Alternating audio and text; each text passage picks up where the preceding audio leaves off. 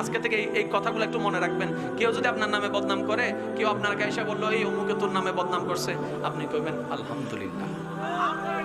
সে কইব কিতারে এটা আলহামদুলিল্লাহ কই, ব্যাপারটা কিতা? তখন আপনি বলবেন যতদিন বোকা ছিলাম চিল্লেছি, চিল্লাই তো কখনো সমাধান হয় না, ঝগড়াই তো ঝগড়া কখনো সমাধান হয় না, মহাব্বত দিয়ে বিশ্বকে জয় করা যায়। আর একটু জোরে বলেন না। কেউ বদনাম করলে শুনলে কি বলবেন? কেন আলহামদুলিল্লাহ? শুনেন, কেউ যদি আপনাকে বলে আমি তোমার গুনাহগুলা নিচ্ছি, খুশি না নারাজ? তা আপনার বদনাম করে তো আপনার গুনাহ নিচ্ছে, তার উপর রাগ করতেছেন কেন? মাফ করে দেন না।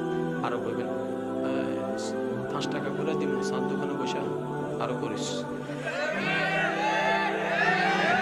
কেউ বদনাম করলে আজকে থেকে শুনবেন, আমি যেটা করি, বদনাম কাজে করবে তার জন্য 5 টাকা। কয় টাকা? গালাগালি করলে 10 টাকা, আরো যদি বেশি করে 50 টাকা। চলবো তো ইনশাআল্লাহ? চলবো তো ইনশাআল্লাহ? আজকে সবাই এখান থেকে যাইয়া ফেসবুক একটা স্ট্যাটাস দিবেন।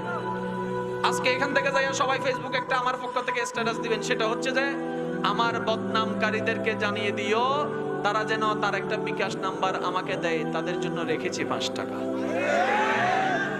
তারা কইব যে ব্যবসা তো পালা, ব্যবসা করো বদনাম টাকালো, করো বদনাম টাকালো।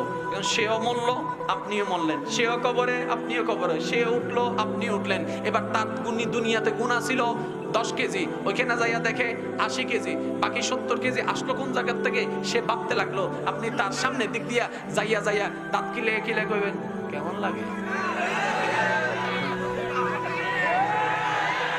কেমন লাগে? কয় কিতারে কাম তুই করছত নি? ওই যে 5 টাকা খাওয়াইছি। ঠিক না বেঠে?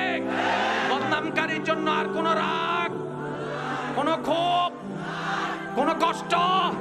বদনাম করলে কয় টাকা? আরো জোরে, আরো জোরে। ল 5 টাকা, 7 দোকানে ব।